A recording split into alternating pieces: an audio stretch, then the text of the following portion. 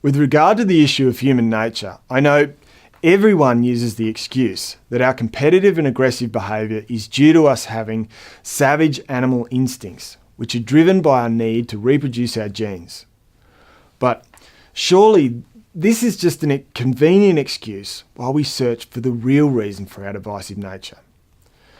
After all, words used to describe human behaviour such as egocentric or arrogant, inspired, depressed or deluded, pessimistic, optimistic, hateful, immoral, brilliant, guilt-ridden, evil, psychotic or neurotic, all recognise the involvement of our species' fully conscious thinking mind. They demonstrate that there is a psychological dimension to our behaviour, that we don't suffer from a genetic opportunism-driven animal condition, but the psychologically troubled human condition.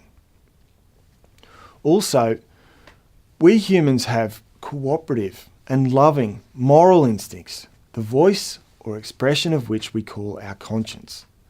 As Charles Darwin said, the moral sense affords the best and highest distinction between man and the lower animals.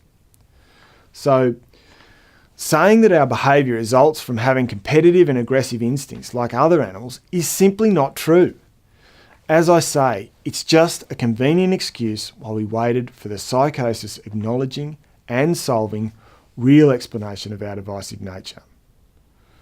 I should also point out that this excuse that we are victims of competitive and aggressive instincts implies that our nature is fundamentally unchangeable and has led to the belief that there will always be bad people, that there will always be wars, murders, inequality and so on, and that the meaning of life is just to try as best we can to manage those supposedly innate, unchangeable aspects of our makeup.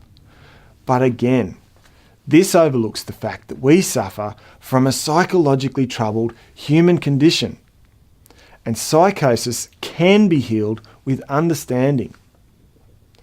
In fact, as I mentioned, the explanation in Freedom reveals that human nature is the product of an underlying insecurity about whether we humans are fundamentally good or not. And because the explanation is so redeeming, it brings a complete and permanent end to our insecurity-driven destructive behaviour, completely transforming all humans into secure and happy beings. So that is why the front cover of Freedom has this wonderful sun rising over the horizon, bringing the long sought after dawn of understanding. Light and the sun has always been the metaphor for knowledge, and that's what's arrived. And you can see the people on the horizon are dancing for joy that this understanding of the human condition is finally here. Also, this little book, Transform Your Life and Save the World, is the condensed version of Freedom. And you can download both books for free from our website or purchase them from bookstores, including Amazon.